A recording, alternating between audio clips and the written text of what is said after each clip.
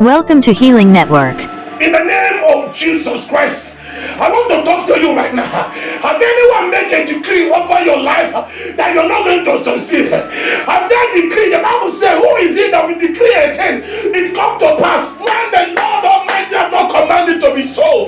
Listen to me, that decree will not stand. And that thought that you will not succeed, I say it will not stand. It is now or never. That can stand with me today. All their utterances over your life, it will not stand.